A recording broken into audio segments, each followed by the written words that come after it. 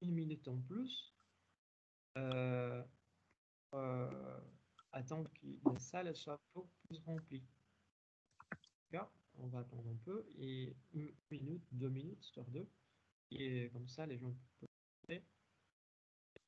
Ce sera plusieurs.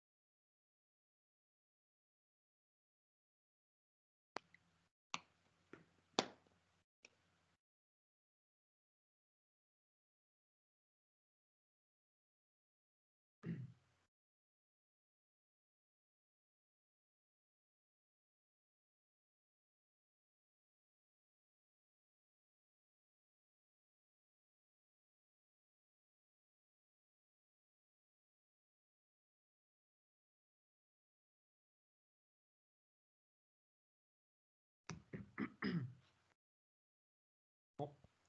Bonjour, bonjour et encore bonjour. À ceux que j'ai pas vu, à ceux que j'ai déjà vu, même virtuellement.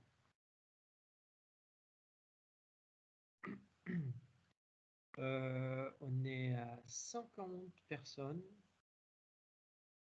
L'équipe, elle est composée de 117 personnes, 52 personnes. Donc là, dans la salle, on peut dire que c'est pas mal. Dire que c'est pas mal. Et pour ceux que j'ai pas vu encore, et pour ceux que j'ai déjà parlé, j'espère que vous avez passé une bonne semaine et que vous soyez au chaud. Et il fait froid. Parce qu'il fait froid. Oh, je suis pas habitué à ça encore. Il me faut de la plage, du soleil, de la chaleur. Voilà. C'est ça qu'il me faut. Bon. Là, on va commencer alors notre cours de théorie de la communication. Ouais, c'est bien. Oui, pardon. Et pour les cours d'aujourd'hui, ah oui, d'accord. Oui, je pense que là, ça doit aller. Sinon, aussi essayer d'augmenter le volume de votre ordi, de votre portable. Mais oui, je peux essayer de parler un peu plus fort.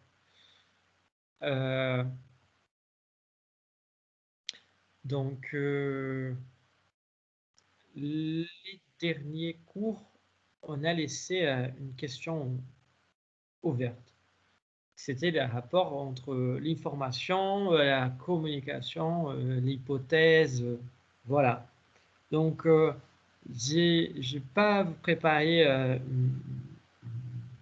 on va dire, de diapos par rapport à ça, mais je réfléchis un peu et on va trouver la réponse ensemble. Vous allez voir, vous allez voir. Je vais pour ça, pour cette réponse ensemble, on va alors, je vais partager mon écran et on va chercher ensemble. Hein? Attendez.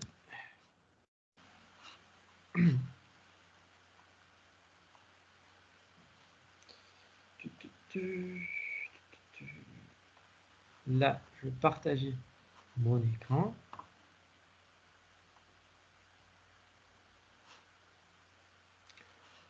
Donc voilà, je pense que vous voyez mon machin de mon browser. Donc voilà, mon machin navigateur, je sais pas comment vous appelez. Mais là, on va appeler association.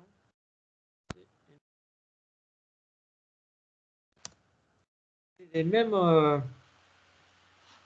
le même portail que je vais vous conseiller pour méthodologie. Comme ça, on peut voir ensemble. Pour méthodologie, on avait dit que quand on voulait savoir exactement l'essence de mots, quand on voulait s'interroger sur quelque chose, ou même si on voulait chercher un synonyme d'un mot, c'est ces sites-là qu'il fallait consulter. Parce qu'on n'a pas tous dans nos maisons de bons dictionnaires, de bons dictionnaires de français. Par contre, si vous avez les moyens de les acheter et vous voulez les acheter, moi, je vous conseille quand même d'acheter les Petits Robert. Parce que c'est un dictionnaire vraiment très bien, très complet, mais il est cher. Donc, voilà. Mais si vous ne pouvez pas, celui-là, le Centre national des ressources textuelles et lexicales, il est gratuit, il est très bien, et il fait partie, c'est des boulots d'une équipe de CNRS. Donc, comme vous pouvez voir là, créé en 2005 par les CNRS, vous voyez. Donc, c'est vraiment une source très, très, très, très fiable. Dans ce sens-là, on peut profiter qu'on est là pour parler, pas forcément de la discipline de méthodologie, hein, mais on peut profiter qu'on est là pour vous montrer. Là, c'est les portails anglais, portail lexical. Voilà. Je vais en lexicographie. Et là, on peut chercher les mots qu'on veut. Les premiers mots qu'on va chercher alors, ça va être hypothèse. Hein. Ce qui est, si vous ne vous souvenez pas, la semaine dernière, on a eu un petit débat par rapport à la signification de l'information, de la notion d'information, et aussi ce qui était la signification de l'information pour la communication, et aussi les problèmes de l'hypothèse. Est-ce que l'hypothèse, elle est une information? Est-ce qu'elle n'est pas une information? en sachant que l'information en soi, les critères de vérité ou de fausseté, ça interfère pas forcément dans la propre notion d'information. Voilà. Ça posait pas mal de problèmes. Ça posait pas mal de confusion. Donc, on va travailler sur ça un peu pour pouvoir mieux comprendre cette notion d'information qu'on va voir. Bon, la première chose, hypothèse. Bon, définition en philosophie, en mathématiques, voilà. Donc, on a aussi l'étymologie qui est là. Vous voyez que l'étymologie suggère argument, suggère aussi action de mettre dessous, ça veut dire base d'un raisonnement, une supposition. Vous voyez?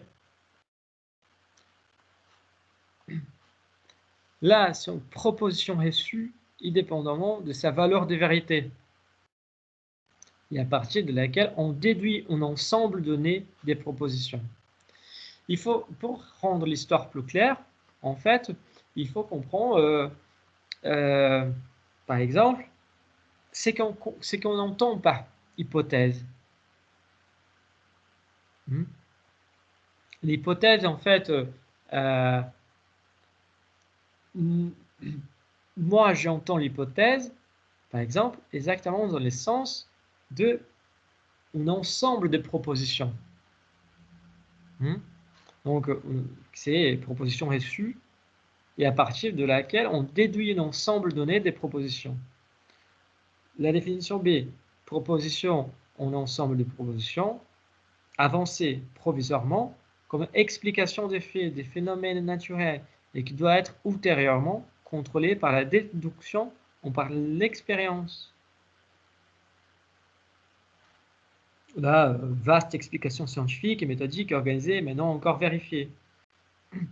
Et là, on a posé une question par rapport à tout ça, à cette compréhension de l'hypothèse, que est-ce que l'information,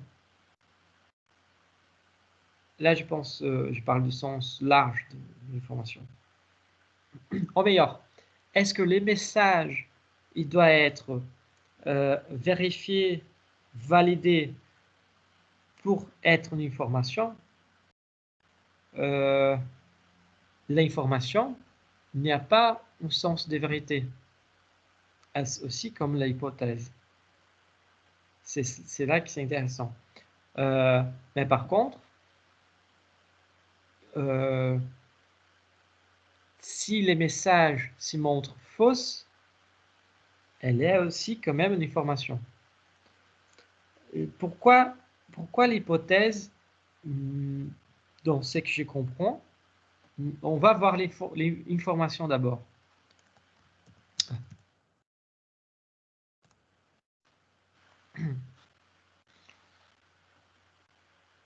Là, c'est correspond à informer. Pour la philosophie, action de donner ou de recevoir une forme. Là, action d'une ou plusieurs personnes qui font savoir quelque chose, qui renseignent sur quelqu'un, sur quelque chose. Vous voyez, c'est là la différence. Il a une sorte de renseignement. Action de s'informer, de recueillir de renseignements sur quelqu'un, sur quelque chose. Voilà, ensemble des activités qui ont pour objet la collecte, les traitements et la diffusion de nouvelles auprès du public. On peut aller chercher l'étymologie. Vous voyez que c'est un peu extense. C'est drôle parce que la première fois qu'il a été vu ces mots, c'était en 1264. Là, il recueille des documents concernant la commune et la ville de Poitiers. Oh là là, c'est ouf. C'est à côté de la maison. Donc, là, un 1360, renseignement qu'il obtient sur quelqu'un. Voilà. Vous voyez que là, je reviens à vous. Je reviens à vous. Comme ça, on a un espace plus adéquat pour les débats. Vous voyez comme ça que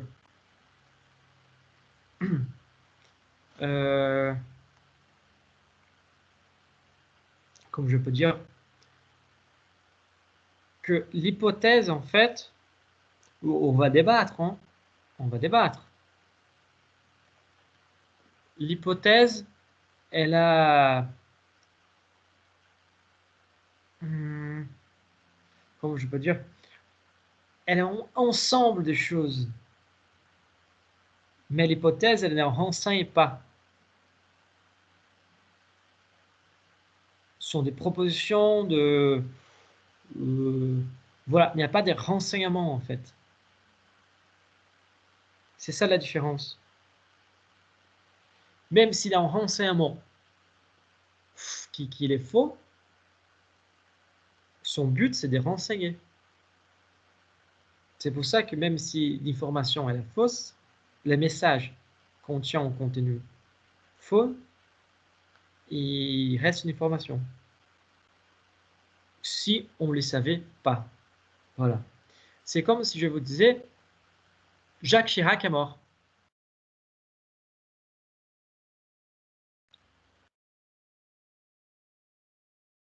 Je crois que pour vous, ça c'est pas nouveau. J'espère. Hein? J'espère, parce qu'au bout d'un moment, on n'a parlé que de Jacques Chirac, dans la télé, dans la radio. Voilà. Donc, au bout d'un moment, voilà, cette information, elle n'a pas en renseignement. Parce que nous, on savait déjà. Elle n'a pas aussi non plus une hypothèse. Tu vois? Elle n'a pas aussi non plus une hypothèse. Donc, mais je peux, c'est on fait, oui, c'est on fait, mais les problèmes de l'affirmation qui ça soit on fait, c'est qu'on associe souvent les faits avec la notion de vérité. Donc, c'est un nouveau contenu, un nouveau renseignement. Encore une fois, on peut se renseigner de mensonges. Vous voyez? Si je dis par exemple que mon chat, il est à côté de l'ordinateur. Un, vous savez même pas, quelques-uns d'entre vous, que j'avais un chat. Deux, vous savez même pas qu'il était à côté de l'ordi. Trois, vous savez pas s'il est vraiment à côté ou pas à côté. Donc, mais de toute façon, ça reste une information. C'est pas une hypothèse, vous voyez, c'est une sorte d'affirmation. Mais c'est une affirmation qui porte un nouveau contenu, qui porte une nouvelle donnée que vous n'avez pas avant. C'est pour ça que je dis, si Jacques Chirac est mort, si pendant l'hiver il fait froid, voilà, pendant l'hiver il fait froid. Ça, c'est pas pour essayer d'échapper de cette histoire de fait. Vous voyez que si je parle pendant l'été, il fait chaud. Pendant l'hiver, il fait froid. Ben, c'est quand même un fait, mais c'est pas une information. Vous voyez? Parce qu'on sait. On sait. Voilà, on le sait déjà. Ici, par exemple, j'ai dit à une personne dans ces groupes que mon chat est sur les canapés et qu'après, je reviens à tout le monde dans ces groupes et j'ai dit, mon chat, il est sur les canapés. Pour tout le monde, sauf cette personne, il va être une... elle va être une... sauf cette personne, une nouvelle information, une véritable information.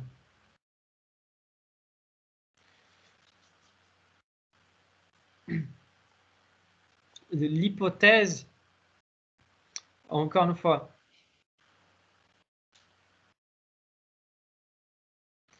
ça c'est intéressant.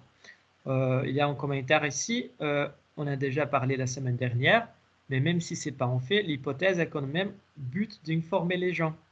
On oriente vers quelque chose. Voilà, encore une fois, si on n'a pas d'informations concrètes, mais juste des hypothèses, les gens prendront cette hypothèse comme la seule source d'infos disponible. Je suis d'accord, mais là, on parle d'un autre niveau.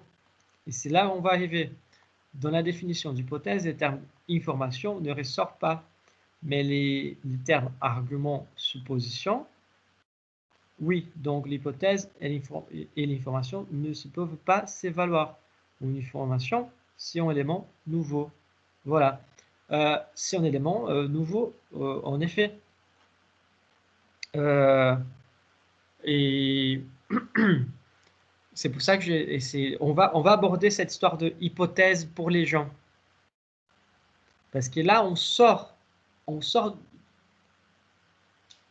c'est que normalement on appelle des hypothèses, on sait que pardon, je sais pas, j'arrive pas à prononcer vos noms et prénoms, c'est Bonin, c'est ça?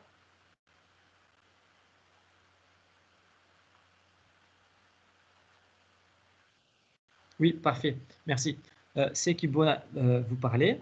En fait, c'est dans euh, un autre domaine. Et là, on commence à changer l'essence des mots. Parce que c'est qui normalement on appelle d'hypothèse, si c'est l'exemple que vous apportez, c'est pas une hypothèse. Vous voyez, c'est une information. Parce que l'hypothèse, dans les sens du mot, dans le véritable sens du mot, c'est exactement une supposition, comme explique Camilla, et comme on trouve aussi dans les dictionnaires. Vous voyez, l'hypothèse qui, pour les publics, par exemple, on a un plateau avec de médecins. Vous voyez qu'il faut analyser en fait chaque point à partir d'une perspective différente. Et à partir de cette perspective différente, on peut trouver la notion d'information, d'hypothèse. Voilà. Quand on dit qu'il y a un plateau dans une émission télé et quelqu'un dit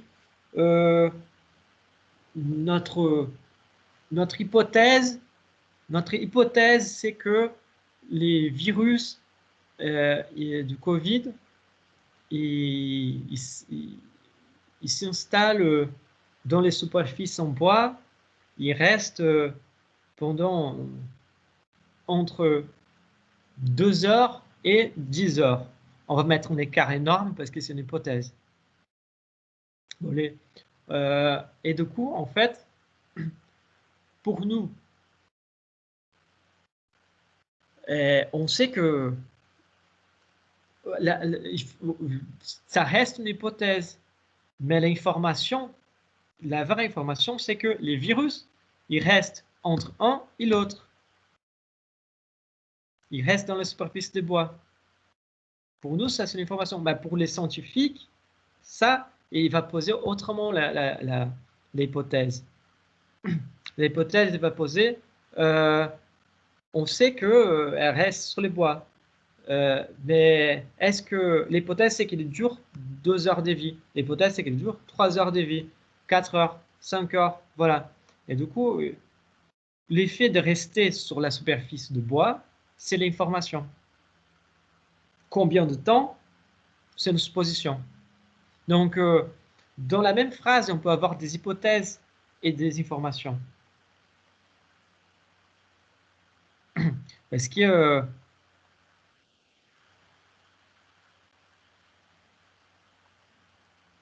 oui, il peut rester sur l'effet que ça reste sur les bois peut être, oui, peut être une hypothèse aussi.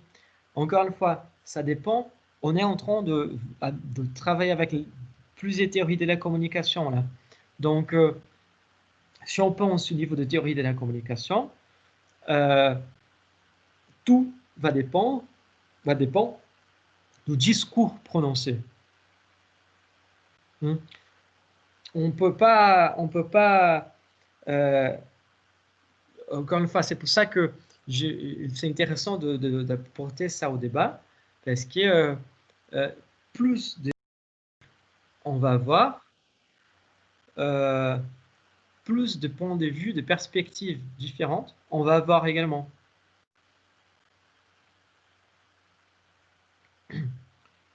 On ne peut pas prendre un élément et pas un autre si le discours n'est pas vérifié. Mais encore une fois, c'est pas une question de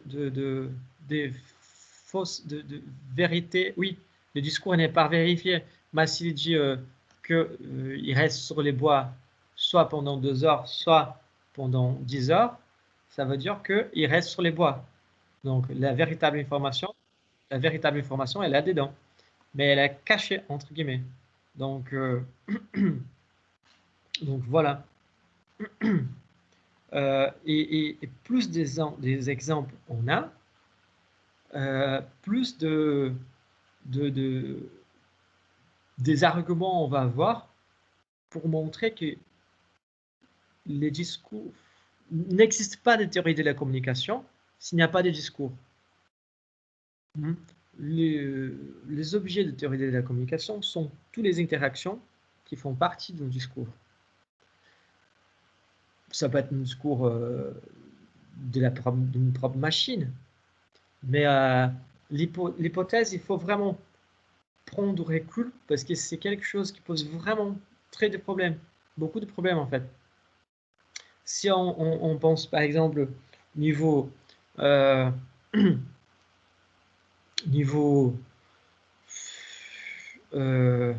encore une fois, les niveaux scientifiques, c'est beaucoup plus facile pour percevoir que l'hypothèse elle va il y a un ensemble de choses, c'est pas une affirmation.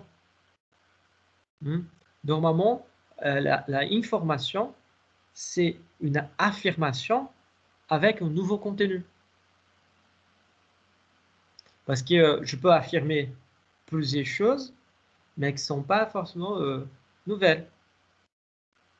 Donc, c'est un fait, Jacques Chirac est mort. C'est un fait que Jacques Chirac est mort parce que tout le monde le sait. Si on ne les savait pas, ça serait une information. Si elle est fausse ou pas fausse, c'est notre histoire. On voit suivant, ça me vient à la tête maintenant, les mecs de la Corée du Nord là, que soit à chaque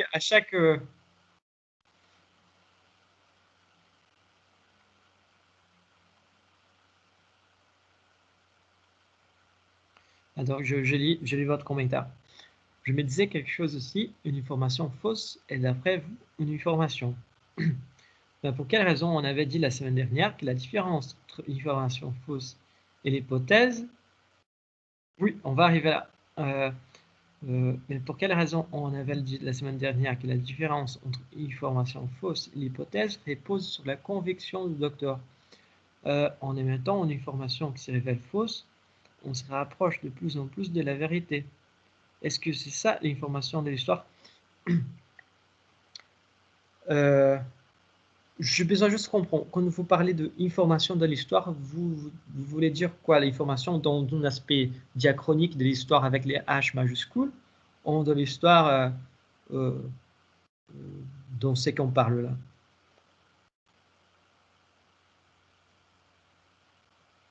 Ah, d'accord, dans les sujets. D'accord. Parfait. En émettant l'information, puis c'est révélé fausse, on se rapproche du peu. Oui, en fait, je suis tout à fait d'accord en émettant une information qui se révèle fausse, on se rapproche de plus en plus de vérité. Encore une fois, c'est beaucoup plus facile d'arriver au bout. En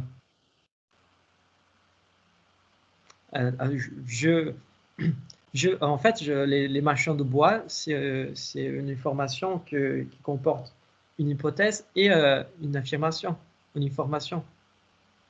Mais je vais arriver là. D'abord, la question du bonheur. Pour quelle raison on l'avait dit la semaine dernière, que la différence entre information fausse, c'est la conviction du docteur. C'est pas forcément la conviction du docteur, c'est l'essence, parce que nous, on peut tous émettre des informations. C'est ça, par exemple, l'idée du chat que je vais vous donner. Mon chat, il est même pas là sur la table, ni sur les canapés. Donc, c'était des fausses informations, mais que pour vous, peut-être que vous ne savez pas que j'avais un chat. Donc, le fait d'avoir un chat, c'est une nouvelle information pour vous. Vous voyez? L'effet qu'il soit à côté de l'ordinateur, c'est une autre information. Parce que vous ne savez pas. Mais maintenant, je vous dis qu'il est pas là. Ça confirme que j'ai un chat, mais ça confirme qu'il n'était pas là. Donc, la nouvelle information que vous avez, c'est il a un chat, mais il n'est pas là. Vous voyez? Le docteur, c'est la même chose. C'est pas forcément la conviction, c'est conviction, c'est la croyance. C'est la croyance. On dit souvent qu'il pour raconter un bon mensonge, il faut la croire. Mais pour raconter un bon mensonge, il faut la croire. Oui, forcément, mais il faut utiliser les mêmes aspects de vérité. Ça veut dire des fois qu'il faut même pas se rendre compte qu'on raconte mensonge. C'est juste une information, c'est une nouvelle donnée. C'est vraiment, je sais pas, je vais essayer de trouver un exemple.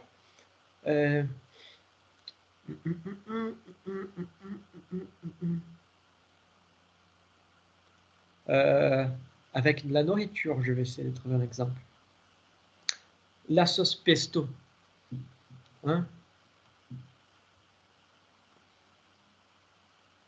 Moi, j'adore la sauce pesto. Tout court. J'adore la sauce pesto. Est-ce que ça, c'est une hypothèse? Je vous demande.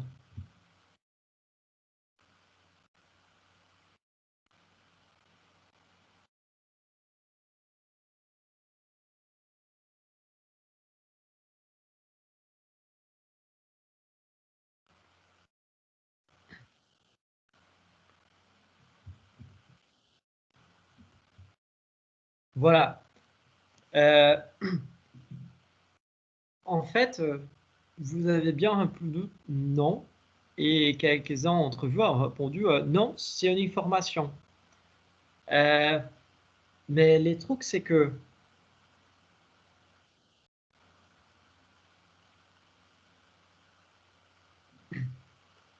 c'est pas forcément une question de source, mais la question, c'est que avant d'être une information, elle est un message. Vous voyez, ces messages, il tient l'affirmation. avant d'être une information, elle est une affirmation.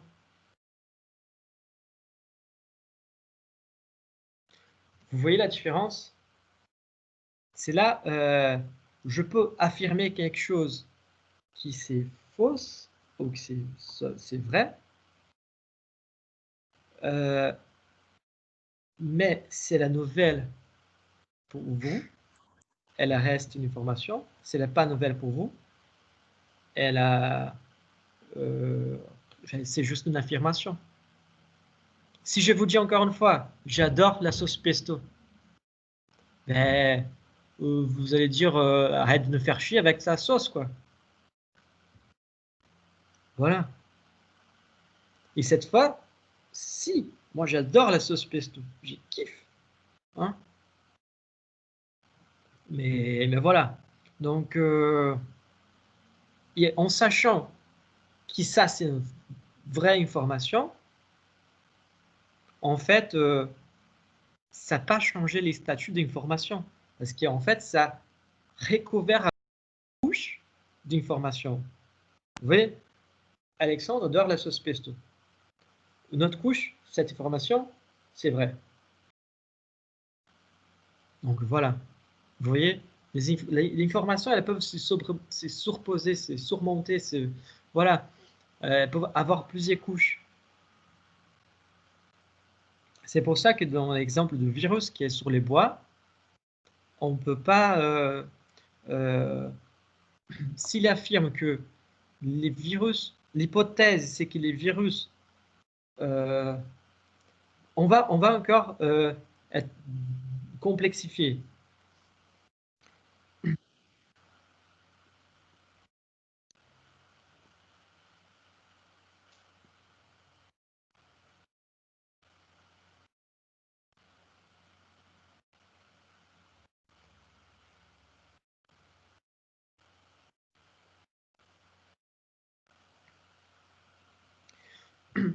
Mais c'est quand vous parlez de confirmation et tout ça, je confirme, euh, je confirme les statuts de vérité. Mais les statuts de vérité, il vient pour, pas pour remplacer, mais pour rajouter une couche d'information. Vous voyez, avant était déjà une information. Maintenant, je confirme avec une nouvelle information. Maintenant, vous êtes sûr que ça, c'est la vérité. C'est pour ça que je peux raconter un mensonge ici, et de toute façon, ça va être une nouvelle information pour vous. Vous voyez, quand on connaît personne, quand on ne connaît pas la personne, ça peut être, on peut les jeux de, je vais utiliser encore l'exemple de relation. Hein. C'est quand on est là dans une boîte et tout ça, ça fait un bon moment qu'on ne va pas dans une boîte, hein, avec le Covid, dans une boîte de nuit, et on trouve quelqu'un sympa et on va commencer à discuter avec cette personne. Tout ce que cette personne va nous dire, ou presque tout, c'est une information. Vous voyez? Parce que, par contre, si c'est une blonde, qu'on voit qu'elle est blonde, il a dit « Ah, je suis blonde ». Ben, là, c'est pas une nouvelle information, parce qu'on voit qu'elle est blonde. Vous voyez, ça ne rajoute rien. Hein. Donc, voilà. Après, si j'ai dit, par exemple, à vous que j'ai 4 doigts dans mes pieds, au lieu de 5, ça, c'est une information. C'est une information. Si j'ai dit que c'est un mensonge, c'est une information que vient surmonter une autre information qui va permettre de remettre en place notre statut sur cette information. C'est le statut de fausseté. Donc, c'est une information fausse. En fait, les fake news, ils marchent tellement bien parce que ce sont des informations. Ce sont des affirmations, vous voyez, sont des affirmations informatives qui apportent un nouveau contenu. Vous voyez,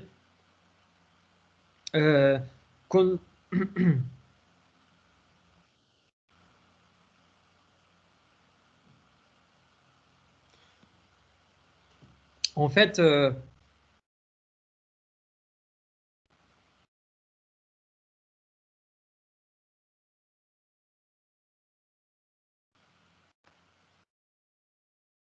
attends, je veux d'abord voir avec Camilla parce qu'elle a dit, je pense qu'il est fait qu'une information soit exclusivement nouvelle.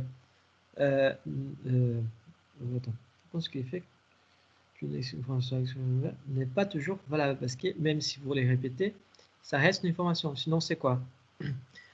Voilà, c'est parfait parce que là, on commence à retomber vraiment sur la théorie de la communication de Cheney-Weaver. Et la théorie de la communication de Cheney-Weaver, elle nous montre qu'en fait, si on répète cette information, si je vous dis encore une fois, j'aime la sauce pesto, hein, ça c'est plus une nouvelle donnée. Ça c'est juste une affirmation, mais dans la théorie de la communication, on appelle ça une redondance. Parce que ça ne change pas les statuts des choses.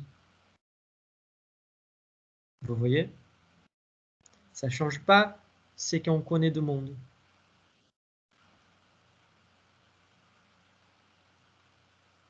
Mais ce n'est pas la première fois qu'on a eu contact avec ça, c'était une nouvelle donnée. La deuxième fois, c'est une redondance. Donc, c'est pour ça que il y a... Ben, c'est une question vraiment, c'est très, très, très pertinente et je suis très content de pouvoir arriver là. Et c'est très cool en fait. Moi, j'adore. Et en fait, je vais avancer un peu les cours là, parce que comme ça, on va voir. Mais Bona, elle dit que, ok, ici, elle a dit qu'elle est blonde et qu'en vérité, elle est brune naturellement. Le mensonge, c'est en faux ou non? Les mensonges, c'est en faux. Pas l'effet, en fait, pas l'effet d'être en mensonge. C'est l'effet de être blonde.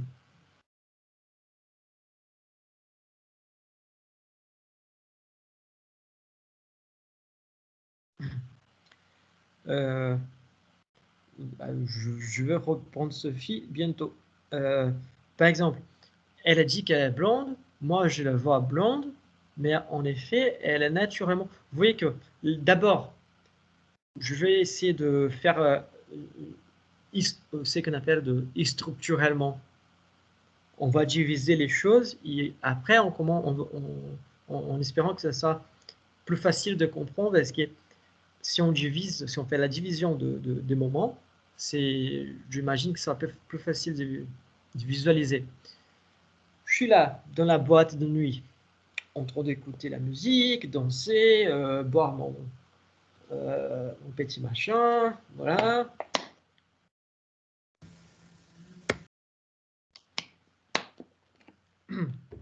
Voilà, en train de boire mon petit machin, en train de danser, tout. Voilà. Je visualise qu'il y a une personne qui attire mon attention. Cette personne a les cheveux blancs. Je visualise qu'il est blanc. D'abord, l'information par les sens. Vous voyez? C'est un nouveau contenu. Cette personne-là est blonde. J'arrive, je parle avec la personne et elle m'a dit qu'elle est blonde. Véritablement blonde. On peut changer pour n'importe quelle couleur de cheveux, hein, c'est juste... Voilà. Elle m'a dit que c'est une véritable blonde. en fait, celle m'a dit qu'elle est un véritable blonde. C'est parce que peut-être j'ai posé la question. Voilà, mine de rien, ça change rien les statuts qu'elle soit blonde. Donc, ça change rien des statuts. Je peux demander, ben c'est ça, c'est. Est-ce que, à partir du moment où on demande, est-ce que vous êtes blonde, vous voyez que j'ai mis déjà une hypothèse à partir d'une information. Je visualisais qu'elle était blonde, mais je me suis fait la même réflexion d'une hypothèse peut-être qu'elle n'est pas blonde. Donc, est-ce qu'elle est blonde véritablement? Oui ou non? Donc voilà. Et après, elle va me dire que oui, elle est blonde pour des vrais. Donc, la première information par les sens, dans ces cadres-là, les sens visuels. J'ai vu qu'elle était blonde. Après, je pose la question, est-ce qu'elle est un véritable blond? Je lui ai posé la question, elle me répond que oui. Donc, c'est une information qui s'ajoute sur notre information. Pas de souci, on sort.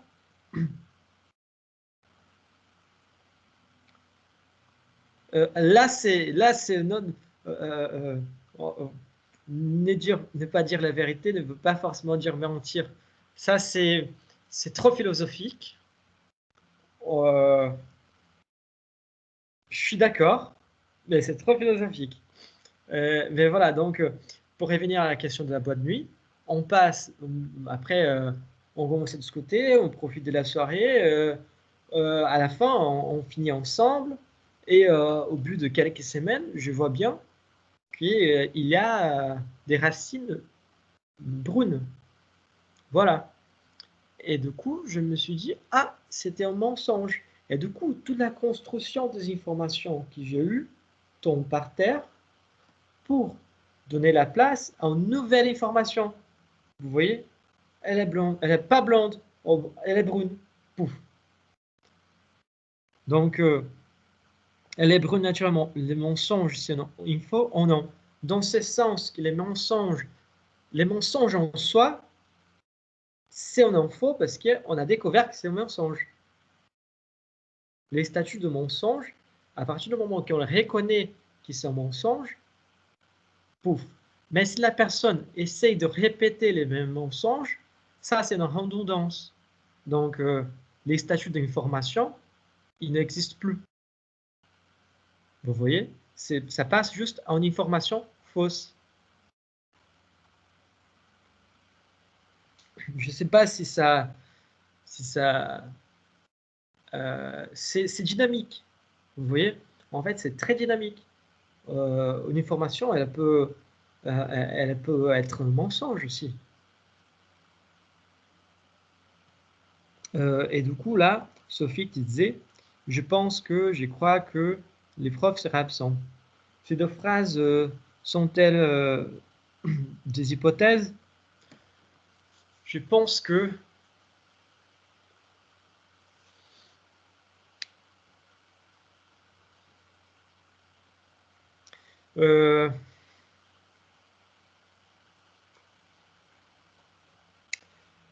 ça, c'est une bonne question.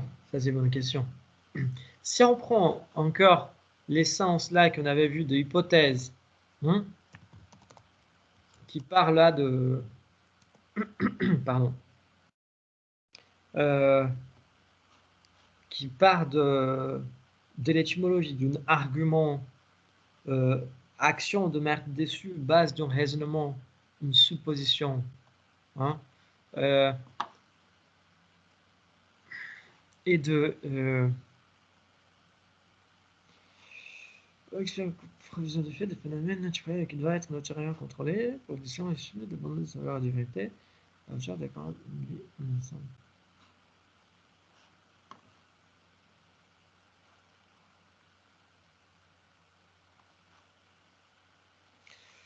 Ça c'est une bonne question. On peut réfléchir peut-être. Je pense que les profs seraient absents. Ça, c'est plutôt une affirmation, je pense. J'ai l'impression, hein. Je pense que les profs seraient absents. Moi, je n'ai pas encore réfléchi à cet exemple suffisamment. Mais avant tout, c'est une affirmation.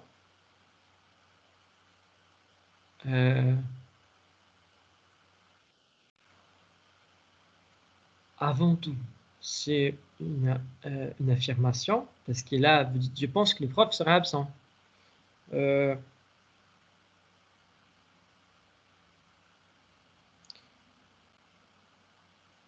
Ça dépend du point de vue. Parce qu'en fait, pour arriver à cet raisonnement, vous avez passé par des hypothèses. Vous voyez? Ici, vous me disiez, si vous me dites, pardon, que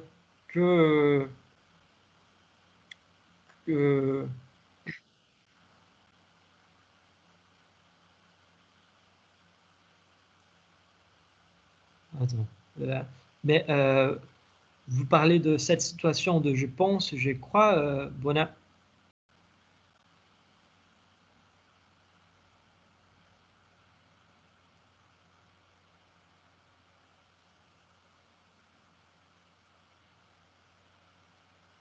Ah, voilà. C'est parce que comme moi, je suis tous les chats, c'est un peu compliqué. Mais voilà. Mais je pense que les profs seraient absents. Mais il y a eu un raisonnement précédent. Vous voyez? Il y a eu un raisonnement précédent de ça. Et s'il y a eu un raisonnement, on va voir. On va voir.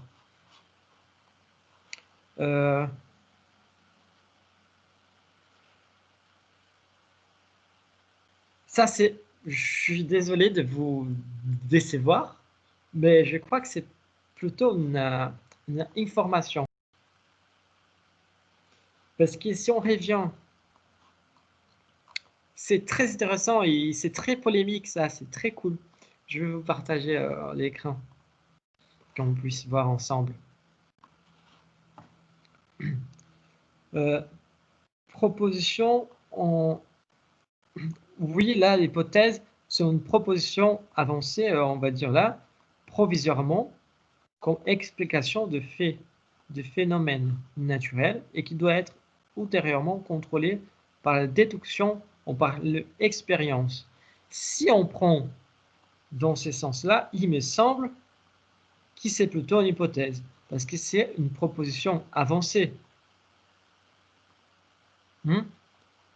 Provisoirement, comme explication de fait. Et en fait, les problèmes de ça, c'est que je pense que les profs sera absent. C'est pas une explication de fait. C'est un fait en soi. Vous n'expliquez rien. C'est une affirmation, vous voyez?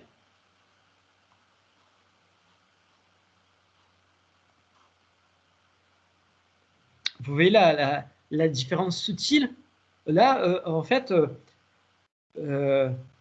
ça peut être, comme je peux dire, ça peut sembler être confus parce que moi, je essaie de trouver la réponse en même temps avec vous. Vous voulez ouvrir votre micro pour expliquer ce que vous ne comprenez pas?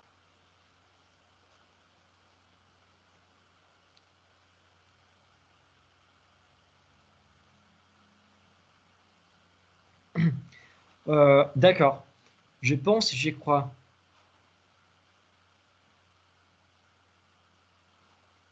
Oui, c'est pas oui, Bona, c'est un peu ça. Une hypothèse, c'est parce qu'il y a un ensemble de facteurs derrière que nous fait penser qu'il soit peut-être comme ça, peut-être comme ça. Vous voyez?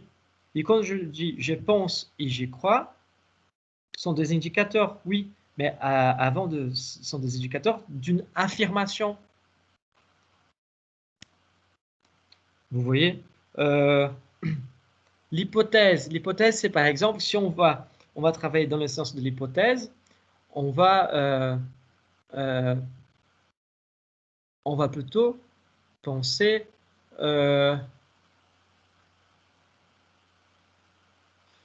par exemple, aujourd'hui, il pleut. Une affirmation.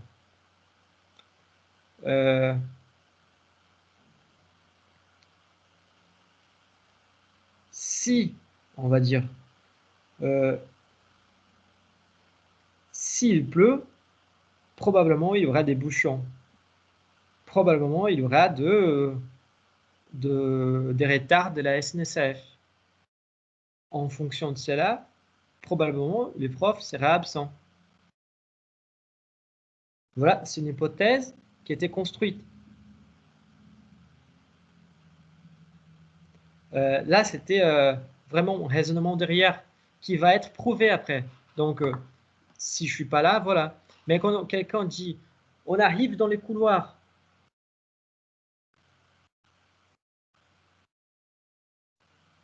ah non, ce n'est pas une information, c'est une affirmation.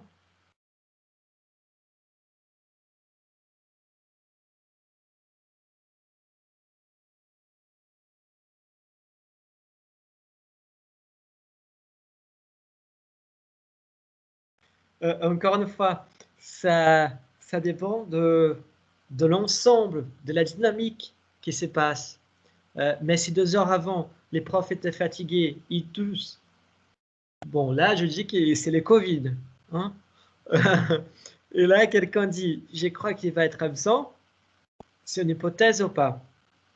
Ça dépend de comment on saisit. En fait, on est là dans les théories, dans le domaine des théories de la communication, on est dans un domaine qui n'est pas 100% exact. Vous voyez? Il n'est pas 100% exact. Ça veut dire qu'il va vraiment être dépendant de la situation. Par exemple, on est dans les couloirs de l'université. Je suis un élève. J'arrive. Il y a mon copain, ma copine là. Moi, j'arrive, ils disent, je pense que l'épreuve va être absent. Et du coup, tu vois, ah bon, pourquoi? Voilà, vous voyez, ah bon? Et c'est ah bon, en fait, c'est parce que c'est une nouvelle information qu'il n'y avait pas. Dans ce sens, c'est une affirmation avec une information. Vous voyez? Et là, il va construire son hypothèse. Du genre, ah bon, pourquoi? Ah non, parce que là, il était fatigué, il toussait, et il n'était pas bien. Donc, c'est probable qu'il ne vient pas. Donc, vous voyez, c'est très subtil la différence. Très subtil entre hypothèse et information. Parce qu'en fait, si on va enquêter peut-être un peu plus, on va trouver que la affirmation, là je parle affirmation avec les A, hein, la affirmation, j'ai fait même la séparation, la affirmation, elle peut être une information comme elle peut ne pas être une information. Voilà. L'hypothèse, elle n'est jamais une affirmation. Mine de rien, quand on dit je pense que, je crois que, vous pouvez peut-être dire ah non, mais c'est un doute, on n'est pas sûr, mais vous avez arrivé à cette conclusion, vous avez arrivé à cet raisonnement. Là, c'est les bouts de votre raisonnement.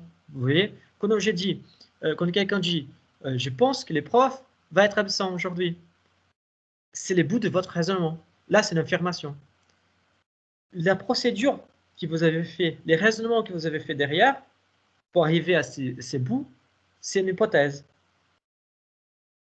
Vous voyez?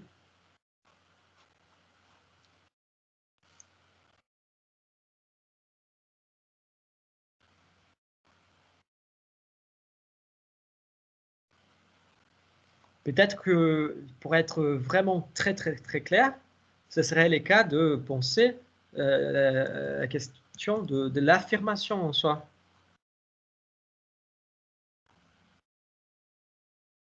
Ah, j'ai partagé encore. Ah, pardon. Peut-être que si c'est le cas, ce serait plutôt intéressant de penser une affirmation, vous voyez?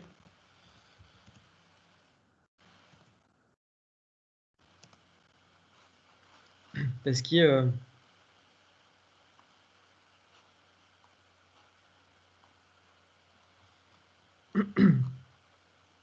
attends, je vais trouver là.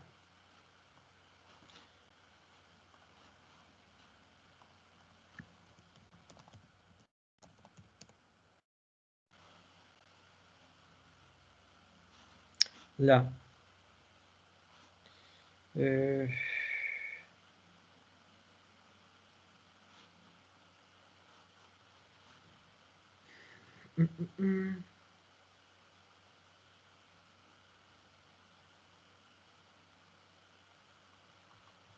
Voilà.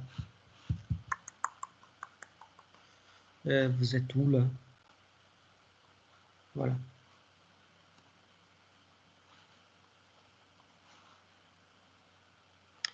Là, je partage mon écran avec vous encore une fois, parce que je suis parti chercher affirmation. Voilà, là on va bien, action de affirmer, de s'affirmer, résultat de cette action. Si on va là, voilà, portail lexical, lexicographie, hypothèse, par hasard, je veux antonyme.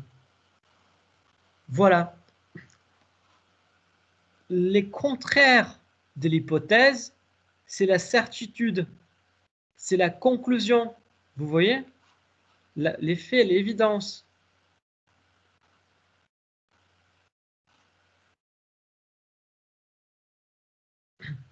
Vous voyez? Là, si on prend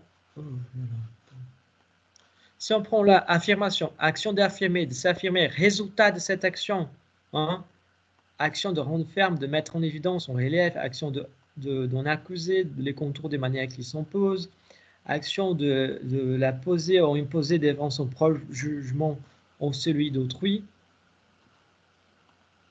action d'énoncer un jugement des valeurs ou d'existence, d'authenticité, les jugements énoncés qui les résultent, voilà, action au résultat de l'action, vous voyez, de dire nettement qu'une chose existe ou n'existe pas. Hein. Je pense que le prof va, c'est une affirmation, parce que penser, exprimer avec vigueur, fonction, entité qui a pour fonction d'affirmer.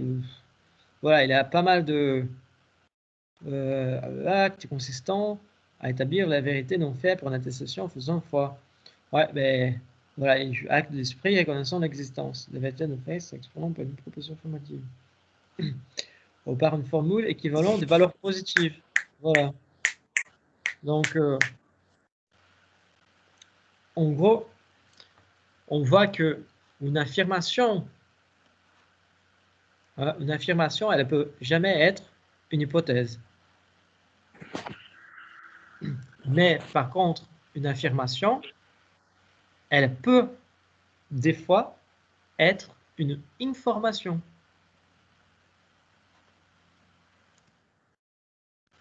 C'est pour ça que les fake news, ils ont aujourd'hui un pouvoir énorme parce que ne sont pas des hypothèses, vous voyez, sont des affirmations et des affirmations qui, le fait d'être des affirmations, font qu'ils arrivent à avoir une valeur de information. Donc, parce que si on trouve un site de fake news, par exemple, si on trouve un site de ce qu'on connaît, voilà, on va pas. Si on trouve un site de fake news, on va pas, comme je peux dire, retrouver, on va pas retrouver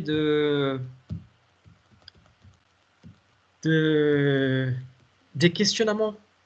On va pas trouver vous voyez ce que je veux dire? Ils vont pas se poser des questions. Ils vont pas, mais si on faisait comme ça, qu'est-ce que ça allait donner? Non.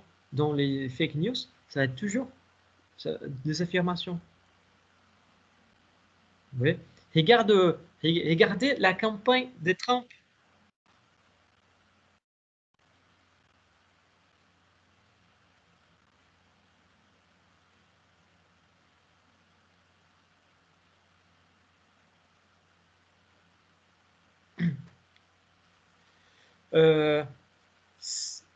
C'est la campagne de raisonnement. Je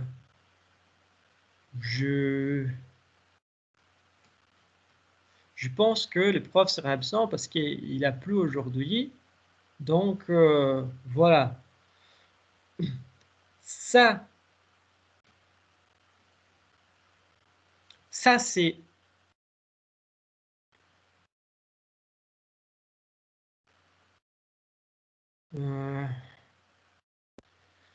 ça complexifie les choses.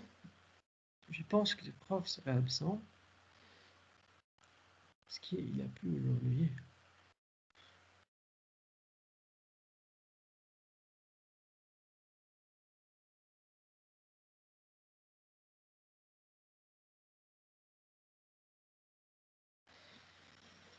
Je réfléchis là, hein. J'ai réfléchi. Parce qu'en fait, il a tout à voir avec la notion de l'hypothèse. Parce qu'il a,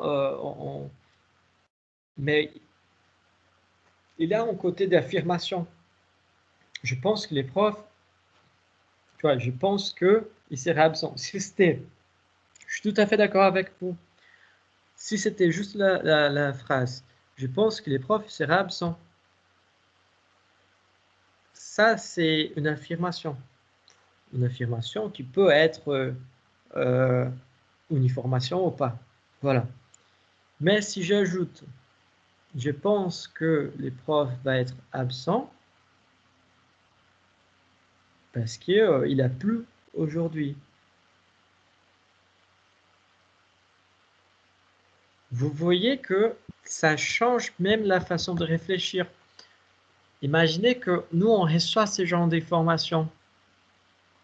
Ça change dans le sens que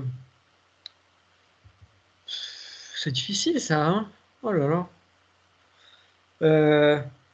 Ça change dans le sens que ça reste une affirmation, mais aussi avec une hypothèse, avec les raisonnements de comment vous avez arrivé, de comment vous êtes arrivé à cette conclusion. Vous voyez, je pense que les profs seraient absents, c'est toujours une sorte de conclusion. Parce que, je sais pas quoi, même si c'est dans la même phrase, ou c'est que complexifie, c'est que, en même temps, c'est le développement de l'hypothèse avec une affirmation au bout. Vous voyez? C'est pour ça que, normalement, avec une phrase comme ça, on utilise aussi des virgules. Parce que ça sépare des idées, entre guillemets, des idées ou des propositions différentes dans la même phrase.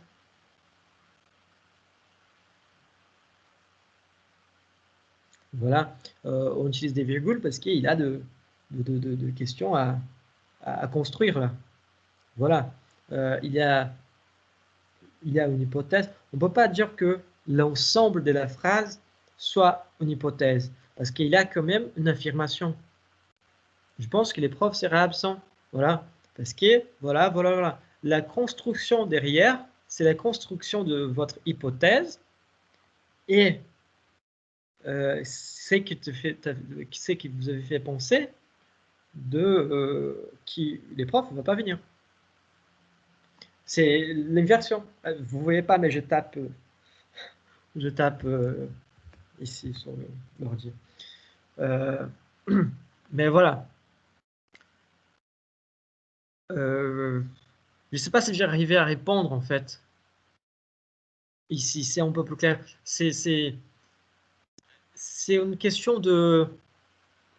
On est en train de rentrer là dans presque des questions de rhétorique. Vous voyez? Comment on organise les discours et quelle est la construction du discours et comment cette construction va impacter sur les différents aspects. Si c'est une affirmation, si c'est une hypothèse, voilà. Je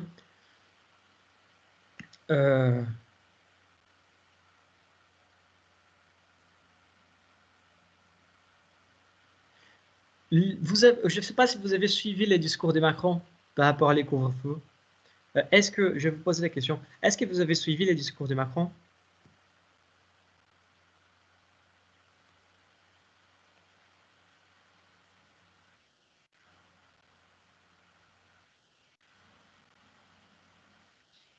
C'est très bien.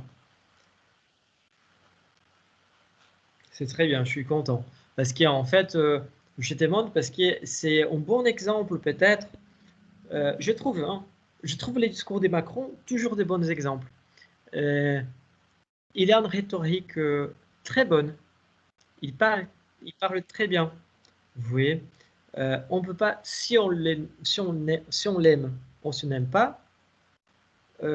Ça, c'est notre question. Mais il faut avouer qu'il parle bien. Voilà, c'est exactement ça. Il parle parfois pour rien dire. Voilà. Il arrive à tourner dans les mêmes sujets et utilisant. Voilà. Il est très répétitif. Voilà. Vous êtes en train d'utiliser tous les mots qui- qui- qu'on on vient d'utiliser. Vous voyez? C'est quoi? Il n'y a pas d'information. Il est redondant. Il est redondant. Voilà. En fait, c'est les stratégies des discours politiques.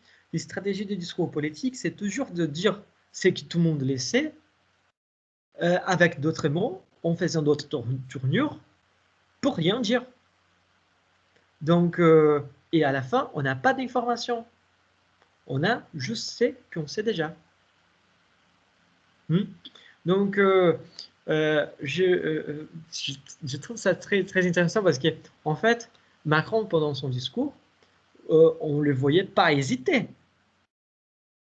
On ne les voyait pas dire, par exemple, ah non, on va installer les couvre-feux parce que ça peut marcher.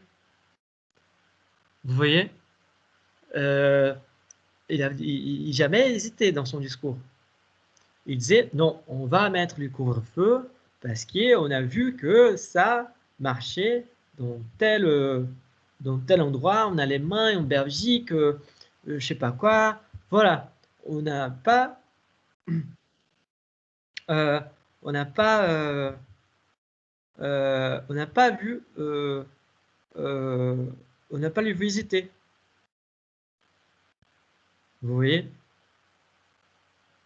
Donc c'est très intéressant là. Vous n'êtes pas d'accord avec quoi là? Je n'ai pas compris. Parfois trop.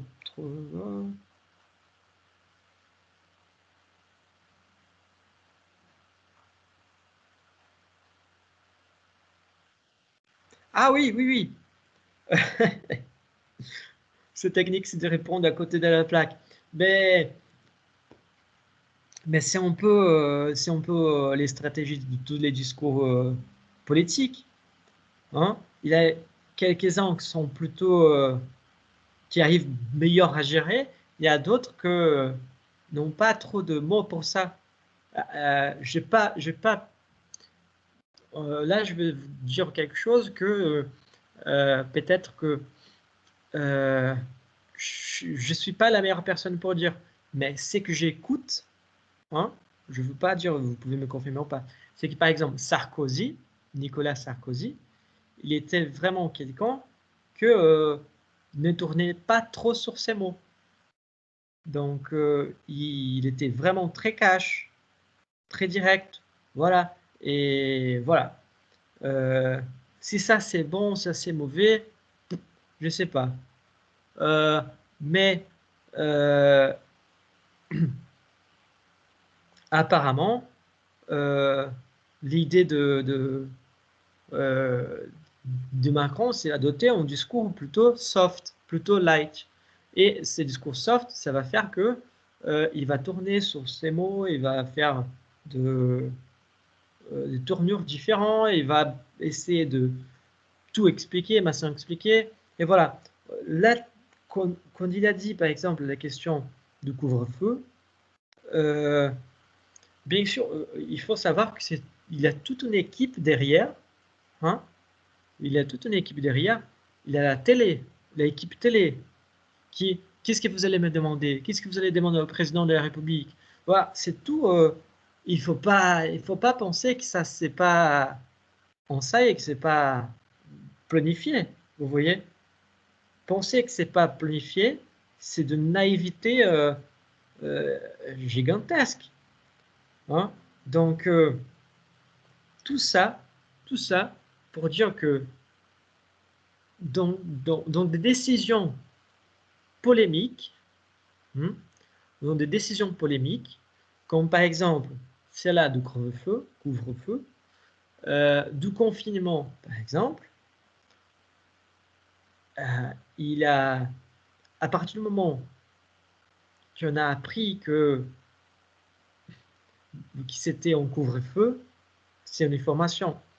C'est une information avec beaucoup d'affirmations à côté. Parce qu'il n'a pas laissé la place pour des hypothèses. Il essaye encore de défendre sa position. Et on essaye toujours de défendre notre position en affirmant nos arguments, en réaffirmant les arguments, et jamais laissant de place pour la doute. La doute, c'est l'hypothèse. Voilà, c'est les raisonnements qu'il y a derrière qui nous fait arriver à une affirmation. Derrière toute l'affirmation, il y a une hypothèse. On voit ça. Hein? C'est très intéressant. Et personnellement, je trouve l'analyse du discours politique géniale. Génial. Je pense que je regarde beaucoup d'analyses de discours politiques dans la télé, mais je les trouve très faibles parce qu'ils ils sont plutôt attachés à les données, voilà, qu'à la technique utilisée. Parce que la technique, ça veut tout dire. Des fois, ils prennent en mot une tournure, ils expliquent un peu, mais il y a toute une chose construite et que ça se réitère, ça se maintient pendant des mois, pendant des années, et qu'il faut tout ça observer. Donc, il faut observer tout ça. Donc, voilà, c'est génial, je trouve ça génial, génial. Bon, tout ça pour arriver à dire que, en fait, il y a une différence entre la hypothèse et la information, que j'espère que ça soit un peu plus net, là, même si des fois ça peut rester encore un peu flou, surtout dans des phrases, dans des discours où on utilise les deux en même temps. Mais il faut savoir que l'hypothèse, elle ne peut pas être une affirmation. Vous voyez? Par contre, une affirmation, elle peut être une information ou pas. Encore, pour finir, l'histoire de couvre-feu, proprement dit, de couvre-feu. Je me souviens qu'il a fait son discours mercredi, mercredi soir, je me souviens que lundi, on voyait dans les infos, pendant toute la journée, qu'est-ce que Macron il va parler? Lundi, hein? Lundi. Qu'est-ce que Macron il va parler? Personne ne sait. Personne de la presse sait qu'il va dire. C'est un mystère. Ça sera un nouveau couvre-feu, ça sera un nouveau confinement, ça sera quoi? D'autres restrictions? Je sais pas quoi. Personne ne savait. Vous voyez? Ce sont des hypothèses. Qu'est-ce qu'il va faire? Il va faire ça, ça, ça, ça et ça. Ce sont des hypothèses. Aucune affirmation. Après, mardi, je ne sais pas comment, d'un jour à l'autre, tous les médias, Macron va annoncer un nouveau couvre-feu. Il va annoncer les couvre-feux. Et du coup, on parle qui est de ça, qui est de couvre-feu. Vous voyez? Là, là, il a une information nouvelle. Il a une information de couvre-feu. Est-ce que ça c'est vrai? Est-ce que ça c'est pas vrai? Mais il a une information effectivement. Donc, les médias disaient clairement, ça sera un couvre-feu, ça sera un couvre-feu. Donc, l'affirmation devient une information parce que nous, on ne savait pas. Hein? Et du coup, les médias, mardi même, ils disaient, ça sera un couvre-feu, mais ça sera de quelle heure à quelle heure? Comment il va être organisé? Comment il va faire quoi? On a posé des questions. On n'a pas réussi à... c'était juste des questions, là. Hein? Et du coup, les gens qui sont des... Non, parce que s'il fait de cette heure à cette heure-là, ça peut être bien, ça peut être mauvais. S'il fait de cette heure à cette heure-là, ça peut... Vous voyez que ils tournent que des hypothèses, là. Ils vont tourner dans des hypothèses. Et pour finalement arriver à mercredi, et Macron dire, ça sera encore un feu de 21h à 6h du matin. Donc, l'effet de Macron avoir dit que c'était un couvre-feu fait que une information qu'on avait, cette nouvelle information, elle vient s'ajouter avec la affirmation de Macron et créer son statut de vérité. Par contre, l'information des horaires qu'on n'avait pas, c'est nouvelle information. Donc là, on s'est dit que effectivement, il y a quelque chose de nouvel dans ce machin. Vous voyez? Donc, par contre, s'il arrive à dire « Ah non, on pense à faire un couvre-feu », de toute façon, l'effet d'avoir un couvre-feu, c'est une nouvelle information. Mais on est encore en train de visualiser si c'est la meilleure option, parce que voilà, du coup, l'effet d'avoir le couvre-feu, c'est une information, de pouvoir avoir un couvre-feu, c'est une information, mais il est sujet à une hypothèse. Du coup, on reste toujours. Ça va être un couvre-feu si quelque chose arrive, Voilà. Donc, on a toujours l'information de couvre-feu. Vous voyez? La information. Mais encore une fois, il faut vraiment prendre recul par rapport à ça. Il faut voir les contextes. Il faut imaginer la scène vraiment, s'y mettre dedans. Et là, on va avoir une idée si c'est une information, si c'est un nouvel élément, pardon, si c'est un nouvel élément, si c'est pas un nouvel élément, si c'est quelque chose qu'on sait déjà. Hein? Parce qu'en fait, les couvre-feux, à la fin, mercredi, on savait tous. Lui annoncer que ça allait être couvre-feu pour nous, c'était pas forcément une nouvelle information. Ça a juste ajouté une couche de vérité. Vous voyez? Par contre, si là, mercredi, tout le monde parlait de couvre-feu, il annonce un nouveau confinement, là, ce serait quand même une sacrée information. Hein. Donc, voilà. Mais c'est ça. On a 3 minutes avant de finir les cours d'aujourd'hui. Est-ce que c'est un peu plus clair, cette question de information, hypothèse et affirmation, en sachant qu'il n'y a pas de réponse prête hein, pour dire ceci, c'est une information, cela, c'est une hypothèse. Il faut enquêter sur chaque manifestation, sur chaque discours, sur chaque phénomène.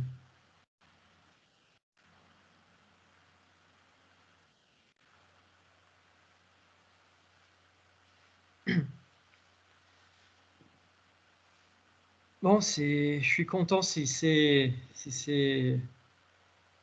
plus clair, c'est soulageant même pour moi, parce que oui, exactement, chaque phrase, chaque discours, chaque paragraphe, voilà, c'est très particulier. Chaque scène, on va dire, hein, chaque scène, sont des scènes du quotidien, vous voyez.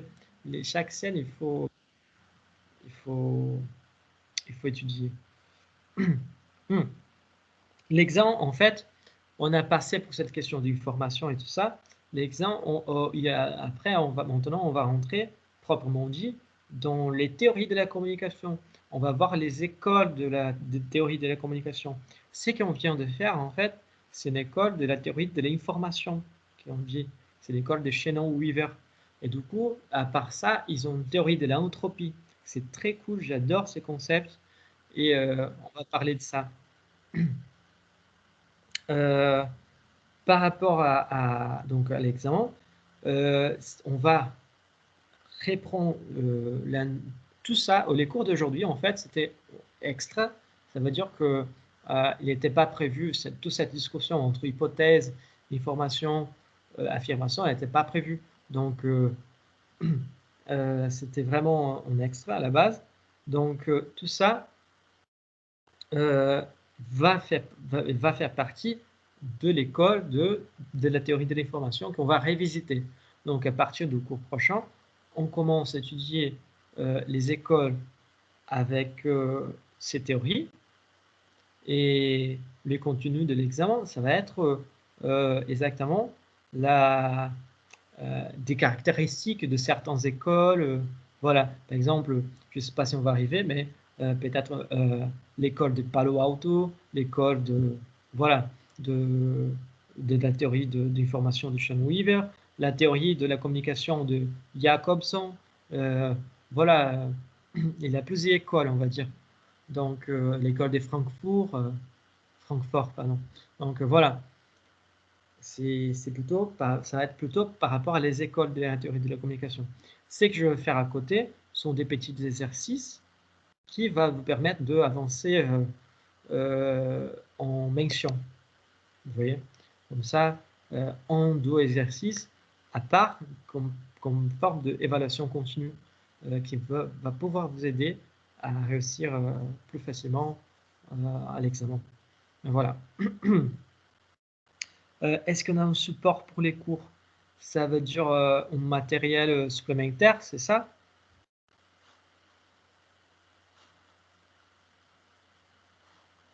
Hmm.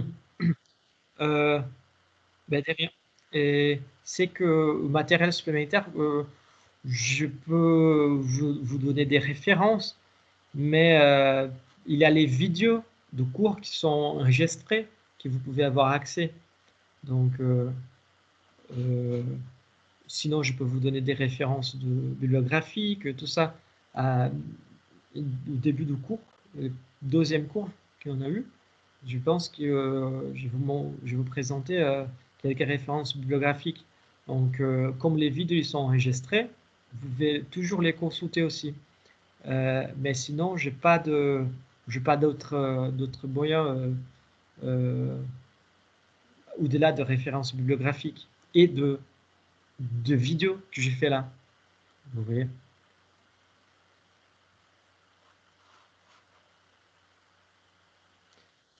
Après, je sais pas, tout ce que j'ai fait, il reste enregistré, vous voyez. Donc, c'est pour ça, moi, je ne sais pas comment je peux meilleur vous aider. Si vous avez des suggestions et tout ça, vous pouvez m'écrire et on va discuter. Mais honnêtement, je vais vous donner les références et les vidéos ils sont toujours enregistrées. Donc, pour récupérer les diapos et tout ça, les explications, vous pouvez faire directement sur les vidéos. Comme ça, ça va avec l'explication, c'est plus facile, c'est meilleur, voilà. Parce que franchement, les diapos, des fois, c'est suivant. Surtout les miens, c'est 2-3 points et voilà. Bon, de toute façon, on est passé de l'heure là, 3 minutes. Et les vidéos, ils sont sur l'équipe, dans l'équipe. Vous allez voir que ils sont sur YouTube. Hein. Donc, je vous envoie les liens. Et en fait, pour les masters, j'ai fait, je me souviens plus, j'ai envoyé les liens. En fait, les délégués ont envoyé un mail à tout le monde, si je ne me trompe pas. J'ai envoyé aux délégués, les délégués m'ont beaucoup aidé par rapport à ça. Et je vais mettre les liens de chaque vidéo aussi sur l'équipe de Microsoft Teams. Vous savez, là où vous pouvez vous réunir et tout ça, il va avoir les liens. Il faut juste remonter les fils de temps là, que vous allez voir les vidéos, les machins. Je veux mettre les liens. Il va avoir les thumbnails énormes de la vidéo. Comme ça, vous pouvez les récupérer. Mais c'est ça. Bon. Dans tous les cas, je vous remercie d'être présent.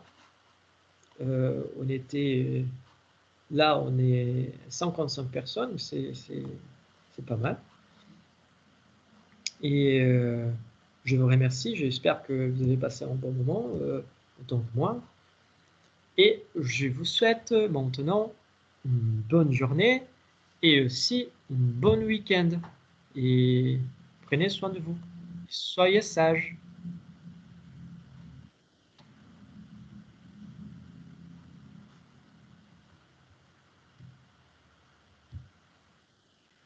Merci, monsieur. Au revoir. Au revoir. Au revoir. Au revoir.